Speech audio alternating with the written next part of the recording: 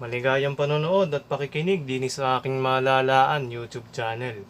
Ngayon ay narinig kayo sa aking bagong segment din sa aking channel. At ere ay tatawagin kong Hininat Maglutas o H&M, okay? Pero hindi ito yung tindahan ng damit. Ito ay isang segment lang kung saan tayo ay mag-solve ng iba't ibang problems patungkol sa different topics sa sipnayan o mathematics, okay? Pero para din sa ating episode 1, magsosolve tayo ng mga, hahanapin natin yung mga integrals na mga function, okay? Mag-evaluate tayo ng mga integrals, okay? Para din sa episode 1, hatiin natin siya sa dalawa. So din sa part 1, magsosolve muna tayo ng 5. Tapos yung mga natitira, din sa aking hawak, na 5 pa rin na mga tanong ay ating sasagutan. Okay? So, ubusin natin ire. Okay? So, pipili ako rin ng isa. Siguro ay na lang.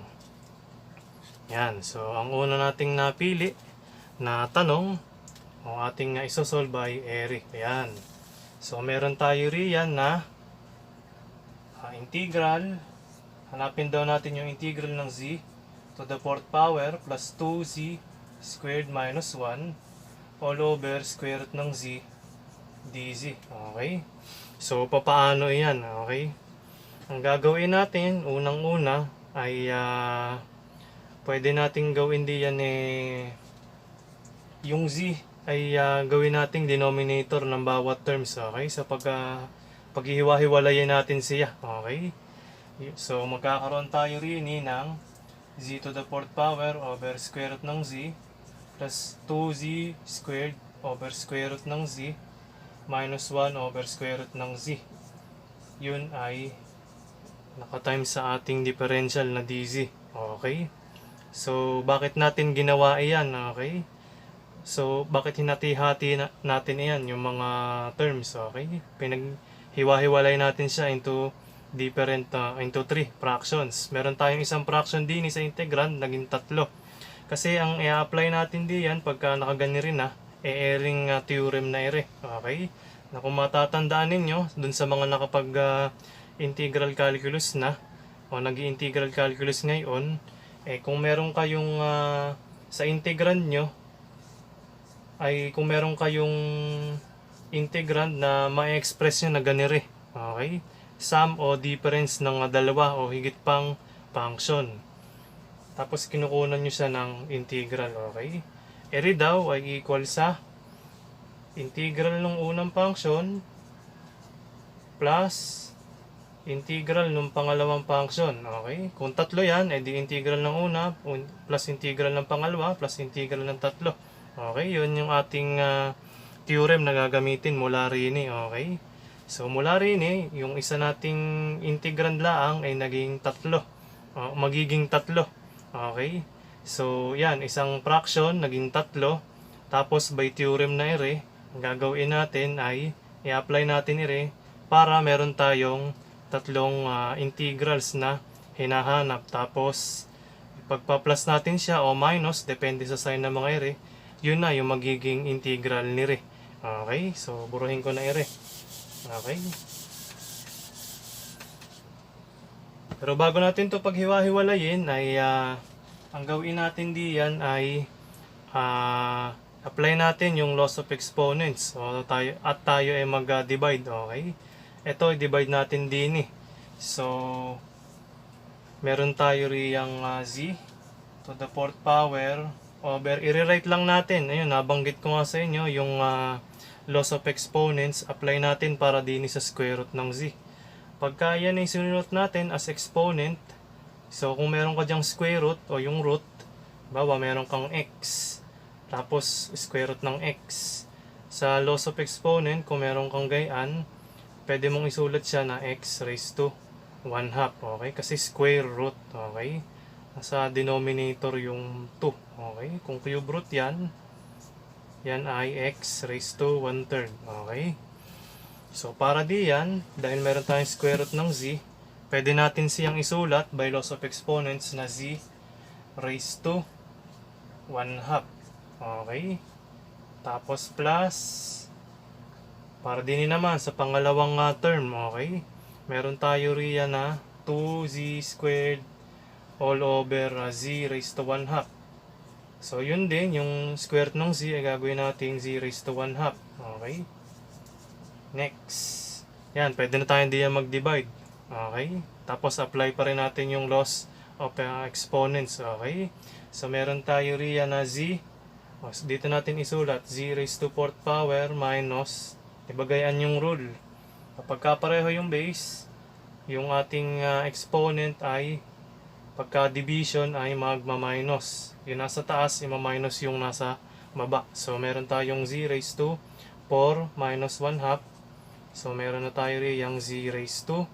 Ito ay pwede mong isulat na 8 over 2. So, magkakaroon ka dyan ng z raised to 8 over 2 minus 1 half. O 8 halves minus 1 half ay 7 halves. So, magkakaroon ka dyan ng z raised to 7 halves. Okay? Para din sa pangalawang term, okay? Meron tayo riyang 2z squared. Tapos meron ka sa ilalim na z raised to 1 half, okay? Pwede mong ilabas yung 2, okay? So, wag nating isama dun sa pagkuha nung quotient yung 2, okay? Kasi constant naman siya. So, meron tayong z. So, magiging 2 times z raised to 2 minus 1 half. Okay? Ang 2 minus 1 half ay 3 halves. Okay? So, meron tayo rin para sa pangalawang term na 2 naka-times sa z at yung z ay naka-raise sa 3 halves. Okay? Para din sa ikatlong term, ang gawin natin, yung isa pang nalalaan natin, na kapag ka meron tayong 1 over x, kunwari, naka-raise siya sa 3. Okay? Pwede natin siyang isulat na x naka-raise sa negative 3. Okay? Kapag ka meron tayong power o meron tayong x tapos naka-raise sa kahit anong value, pwede natin siyang itaas sa numerator at yung kanya maging exponent ay negative na. Okay? Negative noong kung ano man yung exponent niya doon sa denominator. Okay? So, para din meron tayong z raised to 1 half. Okay? Yan ay magiging, pwede nating isulat na z raised to, so 1 half yan sa denominator, sa numerator magiging negative 1 half na. Okay? So, yan, meron na tayong nakuha na natin yung quotient ng tatlong terms. Okay? Para lang din okay? Itinaas lang natin yung z. Okay? So, meron na tayong integral ni re dz. Okay? Burahin ko na re. Yan. Katapos niyan, pwede nating i-apply yung ating theorem sa integration na hiwa-hiwalay na pagkuha ng integral ng bawat function na ating nakikita din. Okay? So, isusulat natin yan bilang integral ng z raised to 7 halves dz plus integral ng z raised to 3 halves, tapos ilabas na natin yung 2, tapos huwag natin kakalimutan yung dz. Okay? So, isang theorem din yan na kung meron tayong constant din sa ating integrand. Okay? So, ito kasi pinaghiwa-hiwalay na natin. Okay? Ering isang integrand. Okay? Kapag ka meron tayong katabing numerical coefficient din, pwede natin siyang ilabas. Okay? So, meron tayong gayaan. Okay? Tapos, para din sa pangatlo, meron tayong integral ng z naka-raise sa negative 1 half. Okay? Next, natin gagawin. Okay? I-apply na natin yung ating sa integral na yung kunwari, meron tayong x raised to n. Yung power rule for integration. Okay? Meron tayong integral, yan. Kinukuha natin siya ng integral. Okay? Ang integral niyan ay x tapos raised to n plus 1. Ibig sabihin, yung magiging exponent ng x ay madadagdagan ng isa. Okay? Pagka kinuha na natin siya ng integral. Okay? Tapos, yung magiging exponent niya, so, bali naging n plus 1 na yan, ilalagay natin bilang denominator niya. Okay? So, area yung magiging integral niyan. Okay? Kung meron tayong x raised to n, o integral ng x raised to n, yun ay pwede mong isulat na ganire. Okay?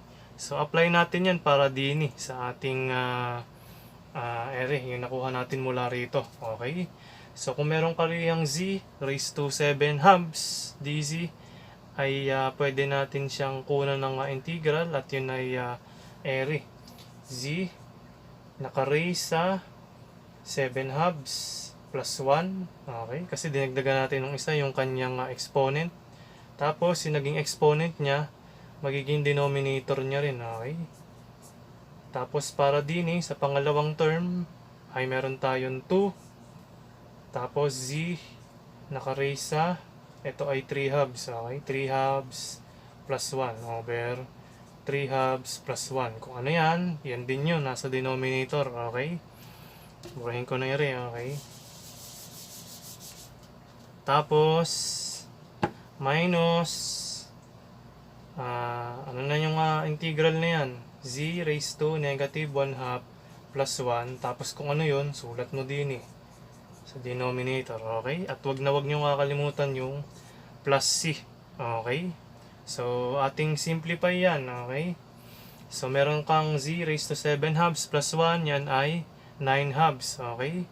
Tapos, 9 halves din. So, pwede natin siyang isulat as Z raised to 9 halves all over 9 halves. Okay? Ganyan yung pagkakasulat. Kasi yung denominator, so ito magiging 9 halves yan. Ito, yung denominator ng denominator ay magiging numerator. Okay? Mapupunta dun sa numerator ng yung fraction na ating kinoconsider. Okay? So, meron tayo rin yung 2z raised to 9 halves over 9 para sa unang term. Okay? Sa pangalawa, meron tayong na 2 raised to 3 halves plus 1 over 3 halves plus 1. Tapos may 2 pang naka-times. Okay? So, yan. 3 halves plus 1 ay 5 halves. Tapos yung ilalim niya, 5 halves din. Okay? So, meron tayong z naka-raise sa 5 halves over 5 halves.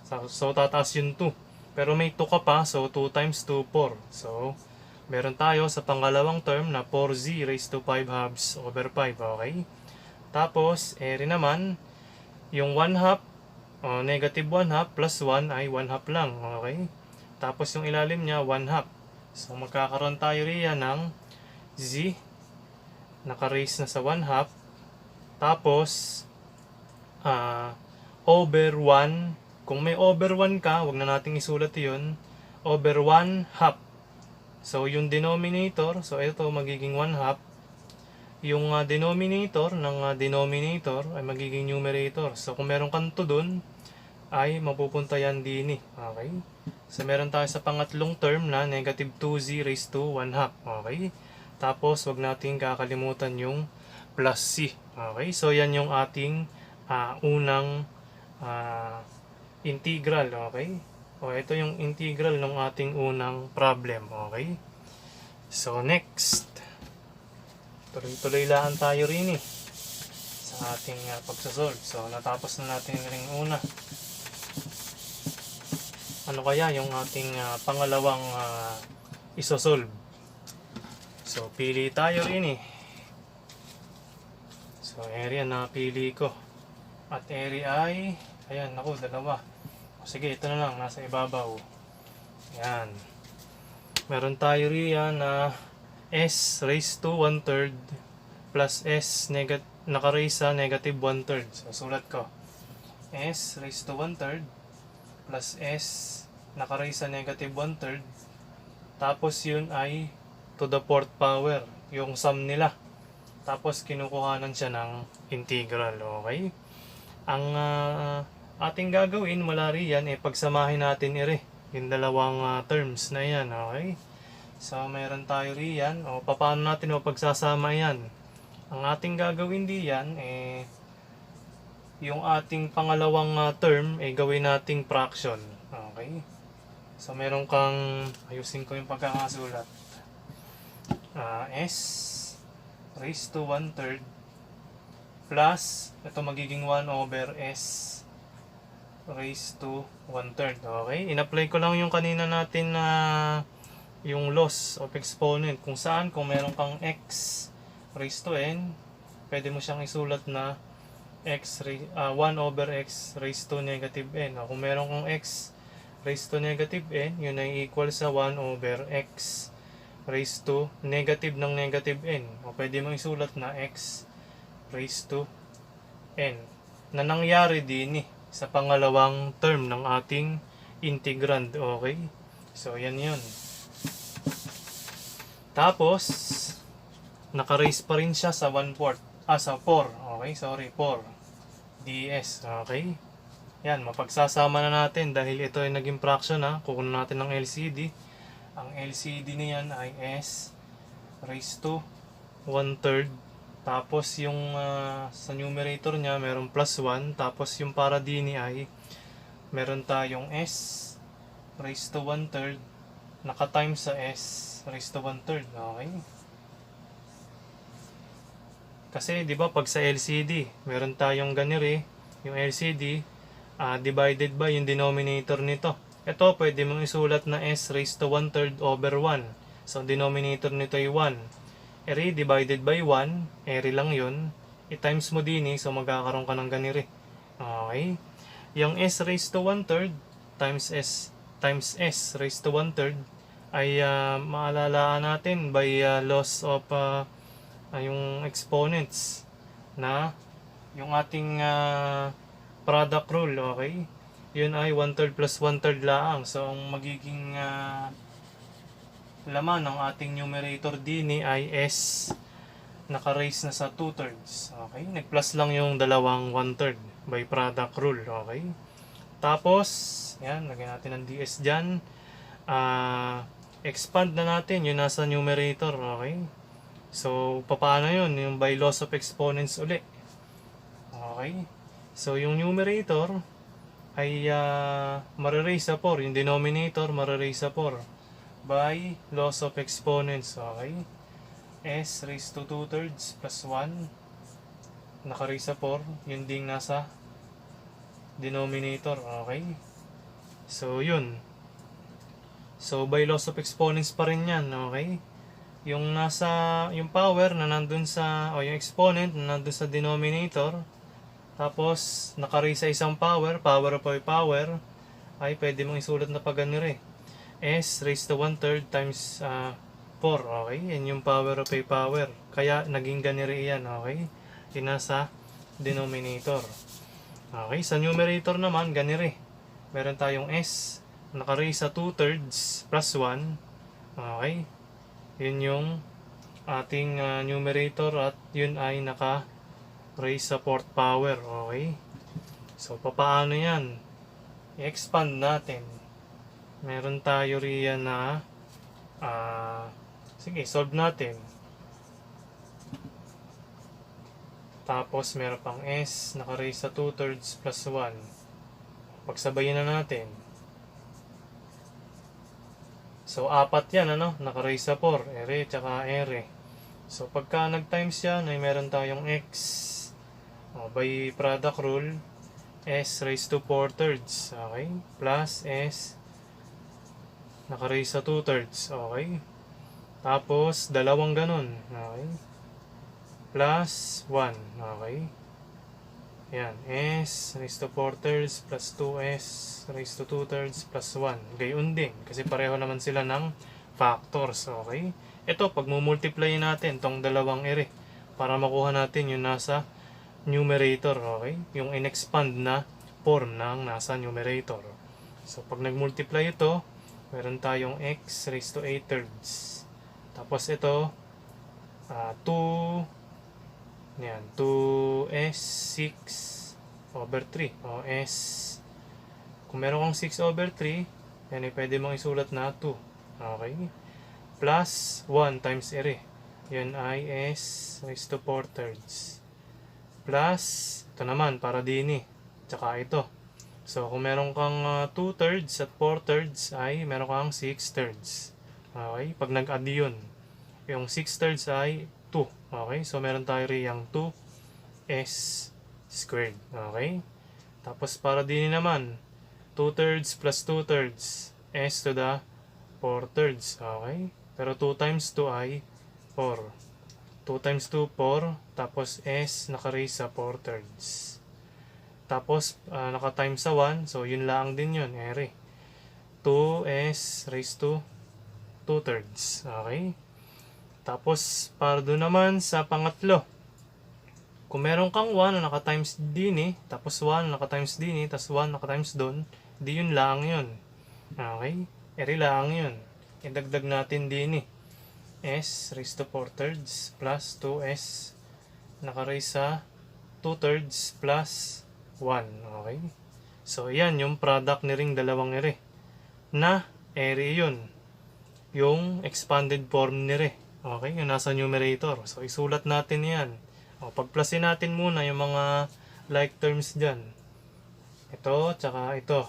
Pareho silang s raised to 2/3. Alin pa? Ito, dalawa. S raised to 4/3. Okay? Ito pa. Okay? So, anong pwede nating maisulat mula riyan? Ito pa pala, no?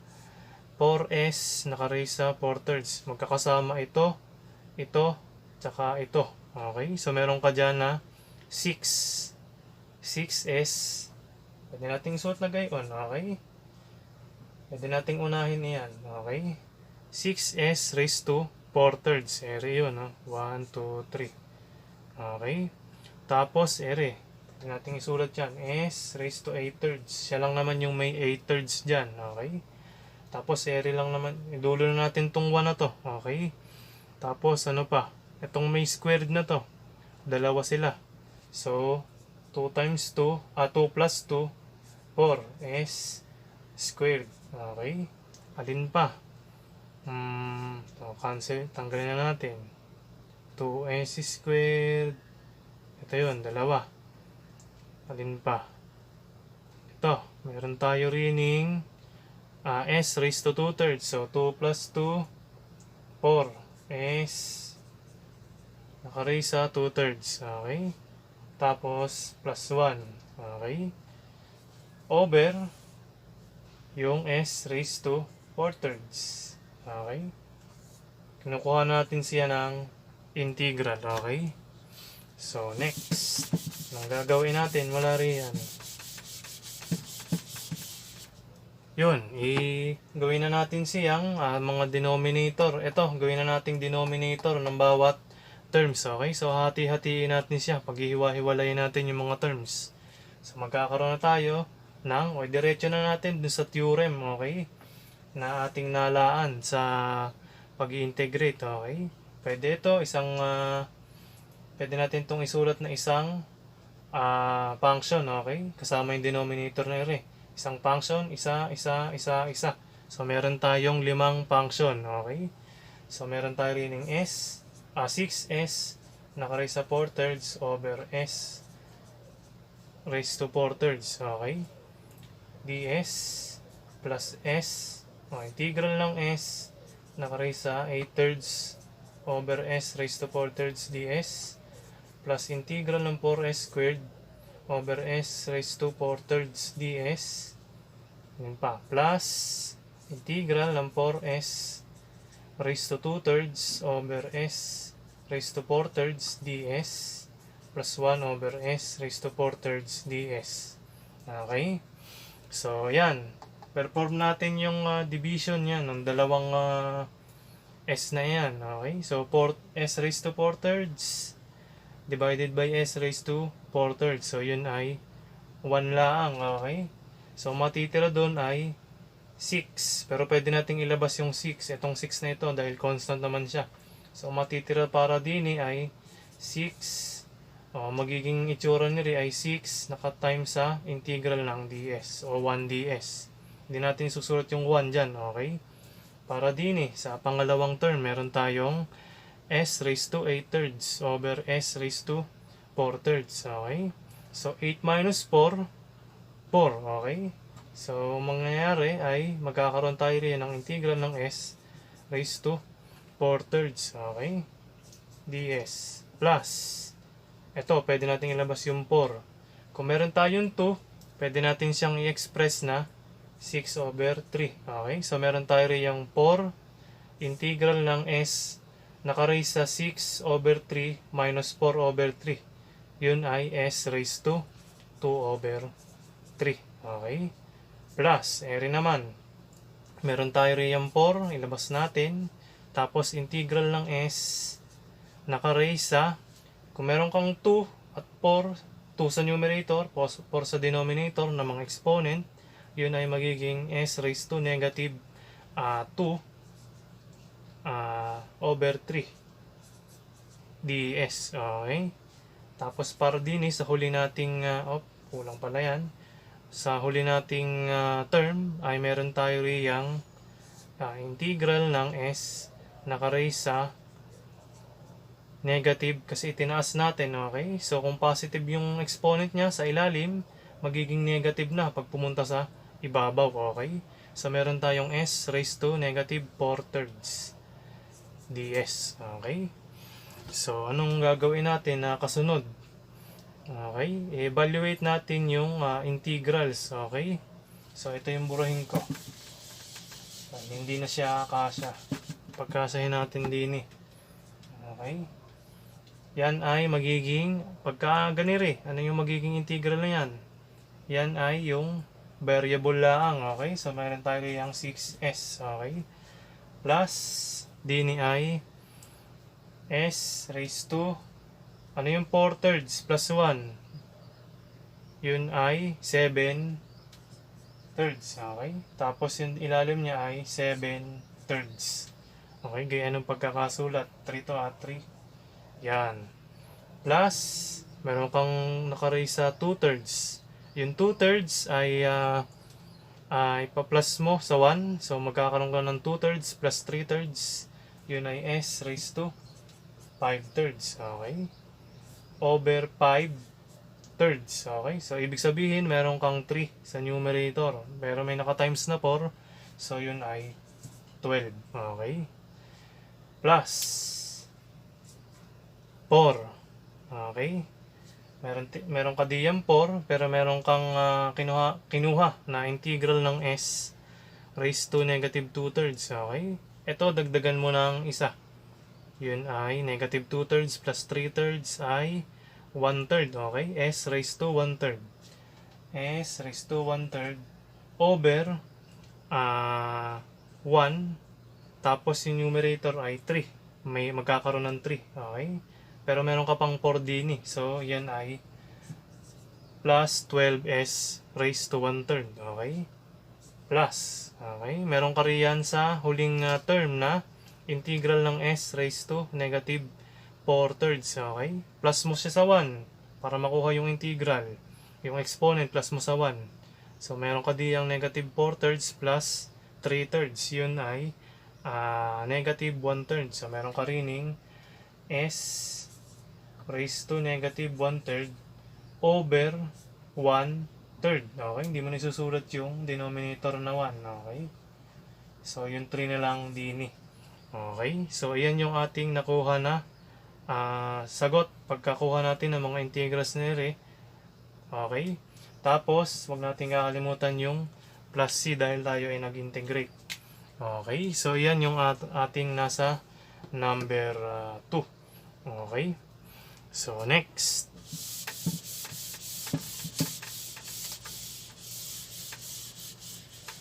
So, mahaba pala ere.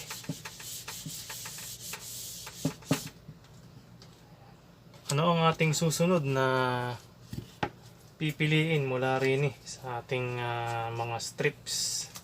Ano kaya ang question number 3? Ayan, nakabaliktad. Okay, ere. Ang ating ikatlong tanong ay integral daw ng kunin natin integral ng 4y naka-raise sa 10 minus 2y naka-raise sa 4 plus 15 yung y naka-raise sa 2. Yun yung numerator ng ating integrand. Okay? Ang denominator ng integrand ay y cube dy. Okay? Mukhang madali lang ere. Okay? So magmula riyan ay paghihiwa-hiwalayin lang natin yung mga terms na naandiyan para meron tayong kani-kaniyang function, okay? Para ma-apply natin yung theorem sa integration na kung meron tayong isang integrand na pwedeng ma-express into tatlo, pwede nating gawin ay kunan ng kanya-kanyang integrals yung bawat function na iyon, okay? So magmula riyan ay gawin natin siya na tigigisang fraction, okay? So magkakaroon tayo rin ng 4y, diretso na natin, okay? 4y raised to 10 over y cube, okay?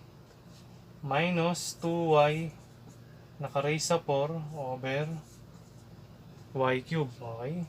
Plus 15y squared over y cube, okay? dy, okay? Tapos din i-apply na natin yung theorem, okay? So meron ka riyang 4y raised to 10 over y cube dy minus integral, ayan, naghihiwalay na siya, 2y raised to 4 over y cube dy plus integral ng 15y squared over y cube dy. Yan. Tapos, apply mo yan. Yung laws of exponent, labas mo to by theorem, isang theorem sa integration. So, 4 integral ng y 10 minus 3, 7 dy minus, para din labas mo yung 2, tapos integral ng y raised to 4 integral ng y raised to 4 over y cube, okay? Yun ay y lang, okay? 4 minus 3, 1. So, y raised to 1 o y, yung integrand, okay? Plus, labas mo yung 15, meron ka rin yung y squared over y cube, okay? Yung y squared ay, y squared minus y cube ay ano yun? Integral siya ng y, naka-raise sa negative 1, okay? dy, okay? So, ayan. Mula riyan, i-apply na natin yung integration, o mag-integrate na tayo. Okay? So, meron tayo rin 4 naka-times sa ano yan, y raised to 7. So, add mo na ang isa, yung kanyang exponent. So, y raised to 8. Okay? Over, kung ano yun, 8. Tapos, para din meron tayong 2 naka-raise sa y squared, tapos kung ano yung exponent niya, yung denominator niya, okay? So mawawala na yan kasi parehong 2, may 2 din tapos yung denominator niya ay 2, okay? So cancel na yan, plus 15. Tapos kung meron ganito alam natin yan na kapag ka meron tayong y naka-raise sa negative 1, yan ay pwede may sulat na 1 over y, at ang integral ng 1 over y dy ay ln ng absolute value ng y plus c. Okay?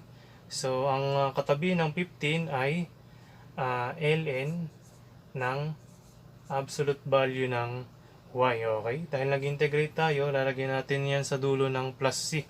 So, ang final answer natin ay ito pala. Yun ay factor ng 8. Okay? Yung 4. So, magiging y raised to 8 over 2 minus y squared kasi wala na yung dalawang 2 plus 15 ln absolute value ng y plus c. Okay, so yan yung ating sagot. Okay, para sa pang-apat na ating sasagutan ay pili tayo rin Okay, so eri yung napili ko. Eto, ano kaya ere? Yan. Meron tayo riyan na integral ng, sulat ko rin integral ng r cube naka-times sa r squared minus 2. Tapos yung r squared minus 2 naka-raise sa 3. Okay? Tapos yung buong yun ay kinukuha ng integral. Okay? So, paano natin yan sasagutan? Okay? Sige, dyan muna. So, magkakaroon tayo riyan ng, expand natin okay? ring r squared minus 2. So, magkakaroon ka dyan ng integral ng r cube. So, ano ba yung r squared minus 2? Solve natin. R raised to 4 minus 2r squared. So, dalawa yon minus 2r squared. So, dalawang negative, positive 4. Okay? So, yung ating product mula sa pagmumultiply ng dalawang array ay r raised to 4 minus 4 r squared plus 4. Okay? Multiply ulit tayo din ng r squared minus 2 kasi cube yun. Okay? R squared minus 2. Yan. Okay, burahin na natin. O, wag muna natin burahin. Para makita nyo kung ano yung nangyari. Okay? R raised to 4 times R raised to 2, R raised to 6. Tapos ito, dalawang R squared, R raised to 4. Plus 4 times R squared, ito yun, dalawa, 4R squared. Okay? Tapos dini naman, dini sa negative 2. Negative 2 times r raised to 4 ay negative 2r raised to 4. Tapos ito, negative 2 times negative 4r squared, yun ay positive 8r squared. Okay? Tapos din naman, negative 2 plus times 4, yun ay negative 8. Okay? Sum, ano yung makikita nating sagot sa pagpa-plus na ring dalawang ere? Meron tayo rin ang r raised to 6 minus 6r raised to 4 plus 12r raised to 2 minus 8. So, ere yung expanded form ng r squared minus 2 na naka-cube. Okay? So, meron tayo rin yung integral ng r cube naka-times sa r raised to 6 minus 6r raised to 4 plus 12r squared minus 8. Okay? Next, distribute natin i-ring r cube din. Okay? So, magkakaroon tayo riyan ang by laws of exponent, ano yan? Product rule. Meron tayong r naka raise sa 3 plus 6. Okay? Yun ay r raised to 9. Okay? Minus 6 times r cube times r raised to 4. Yun ay r raised to 7. Okay? Tapos din meron tayong 12 r raised to 3 plus 2. 5. Tapos, ito naman, negative 8 nakatimes sa r cube. Okay? Yan yung ating naging integrand. Okay? So, mula riyan, pwede na natin i-apply yung ating theorem kung saan ito pwede natin siyang makita ng mga iba't ibang function. Tapos, pwede natin siyang paghiwa-hiwalayin ng kuha ng integral. Okay? So, magkakaroon tayo mula rin ng ganire. Integral ng r raised to 9 dr minus 6. In-apply ko na yan. Nilabas ko na agad yung 6 kasi constant naman siya. 6 nakatimes sa integral ng r raised to 7 dr. Okay? Plus 12. Ayan, nilabas ko rin yung constant. 12 integral ng r raised to 5 dr. Okay? Tapos minus 8 integral ng r cube dr. Okay? Anong magiging sagot mula rin kung tayo ay mag-integrate na? Okay? So, ang integral ng r raised to 9 ay r raised to 10. Okay? 9 plus 1 over 9 plus 1. So, yun ay 10. Okay? Para din meron tayong 6. Tapos, r ay naka-raise na sa 8 kasi 7 plus 1, okay? Over yung 7 plus 1, 8, okay? Pwede mong i-reduce yan, okay? Yun ay, sila ay mga multiples ng 2. So, divide mo sila ng 2. So, 6 divided by 2, 3. 8 divided by 2, 4. Okay? Yan yung lowest term. Para din sa ikatlo nating term, okay? Meron tayo riyang r raised to 5, okay? So ang integral na yan ay r raised to 6, okay? Pero meron tayong denominator, okay? Pagkakuha natin ng, yun yung kasama sa integral niya. Yung denominator ay galing doon sa kung ano yung naging exponent niya. So kung yun ay 6, exponent ay 6, denominator ay 6, okay? Pero may katabi siyang 12, okay? So 12 over 6, nakikita natin diyan ay magiging 2 na lang, okay? Tapos yung ating huling term, okay? Nakukunan ng integral, okay? So meron tayo riyang minus 8 naka-times sa ano yung integral ni re ng r cube. Yun ay r naka-raise sa 4, okay? Kasi 3 plus 1 over 3 plus 1 din. Yun ay 4, okay? Tapos tayo ay nag-integrate, kaya lalagyan natin ng plus c, okay? Pero pansinin natin ire yung ating second to the last na term para din sa ating sagot. Yung 8 over 4 ay 2, okay? So, ang magiging final answer natin, isulat ko na lang ang rini ay r raised to 10 over 10 minus 3/4. Kasi ito na yun, 3/4 r raised to 8 plus 2. Kasi 12 over 6 r raised to 6 minus ito 8 over 4 ay 2. 2 r raised to 4, okay? Plus c. Okay, so yan yung ating final answer. Diyan sa ating ikaapat na strip, okay, na ating sinagutan. Okay, so isa na lang para din sa ating part 1. Pero bago yan, burahin ko muna. So isipin nyo kung ano yung magiging ating ikalimang tanong na ating sasagutan. Ano kaya yun? So paano yung pagsosolve lang naman ng integrals yung ating gagawin din eh. Okay. So, ang pipiliin ko ay ere. So, yan ay yan.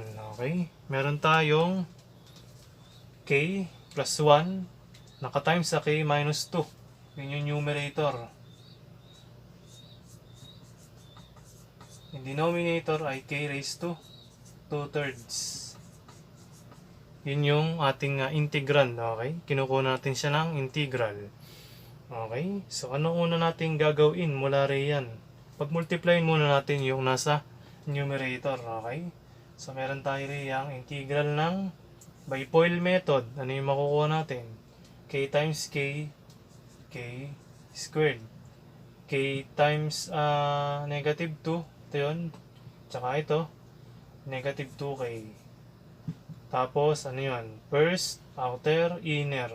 Okay, meron tayo riyang 1 times k, yun ay k. Tapos, last terms. 1, tsaka negative 2 ay negative 2. Okay? Copyin lang natin yung natira. Simplify natin. Yung nasa numerator, magkakaroon tayo ng k squared. Ito, pwede mag-add. So, magiging sum nyan ay k. Negative k, okay? Tapos, minus 2 over k naka-raise sa 2/3 area na sa denominator, tapos yung differential na dk, okay? So yan, as usual, paghihiwalay natin yung ating mga terms, okay? So express natin siya as fractions galing dun sa denominator nila, yung common denominator nila na k raised to 2/3. So magkakaroon tayo riyan ng integral ng k squared over k raised to 2/3 minus k over k raised to 2/3. Okay? Minus 2 over k raised to 2/3. Yan. Okay? Next. Yan, pwede nating apply yung theorem. Okay? So, paghiwa-hiwalay na natin siya ng kuha ng integral. Okay? Pero bago yon, pwede tayong yung division. O mag-divide muna tayo. Okay? So, magkakaroon tayo ng k raised to, ano yan? 2 minus 2/3. Okay? Ito yung 2/3. Yun ay 2. Yung nasa numerator. So, meron kang, pwede mo siyang isulat na 6 over 3 minus 2 over 3. Ibig sabihin, yung magiging power ng k o yung exponent ng k by division ay k raised to 4 over 3. Okay? Minus, para din naman, itong k ay naka-raise sa 1. Okay? Matik yan. Kung wala siyang exponent dyan, yan ay naka-raise sa 1. Tapos, divided by k raised to 2/3. So, pang-minus lang yung kanilang exponents. So, meron ka dyan 1 minus 2/3. So, yung 1, pwede mong isulat as 3 over 3. Okay? 3 over 3 minus 2 over 3 ay 1 over 3 o 1/3. So, magiging exponent ng k ay 1/3. Para din sa second term. Okay? Sa huling term, meron tayong 2 over k naka-raise sa 2 over 3. Kung 2 over 3 yung exponent ng k sa denominator, pag itinaas natin yung k, magiging yung exponent ng k noon, pag naitaas na natin ay negative na. So, magiging gayaan ang itsura niya. Okay? dk. Okay? Yan. Diyan natin pwede nang i-apply yung paghihiwalay by theorem. Yung isang theorem natin sa integration. Okay? So, meron tayo yung k raised to 4/3 dk minus integral ng k raised to 1/3 dk minus, pwede natin ilabas yun 2. Itong 2 na din dahil yun ay constant. Integral ng k raised to negative 2/3 dk. Okay? Next natin gagawin, pwede na tayong mag-integration. Okay? So, ang integral ni Re ay k raised to, ano yung 4/3 plus 1? So, 4/3 plus 3/3 ay, ito yun, di ba? 4/3 plus 3/3. So, pwede mo siyang isulat na 7/3. Okay? Over 7/3. Okay? Ganyan yung pagkasulat. Okay? Tapos, minus. Meron kang k naka-raise sa 1/3. Kinunan mo ng integral. Yun ay 1/3 plus 1. Yung plus 1 na yun, pwede mong isulat na plus 3 over 3. So, 1/3 plus 3/3 ay 4/3. Okay? So, ang magiging denominator niya ay ere. 4/3. Okay? Minus. Meron kang 2. Okay? Tapos yung k ay kinuha na mo ng integral. Ere. Yung k raised to negative 2/3. So, ang integral na yan ay k raised to negative 2/3 plus 1. Yun ay pwede mong usulat na k raised to 1/3. Okay? Kasi negative 2/3 plus 3/3 1/3. Okay? So, yun. 1/3 yan. Over 1/3. Okay? Magta-times ere. Meron siyang kasamang negative 3. Meron siyang kasamang 3. Okay? Kasi 1/3. 1 over 3.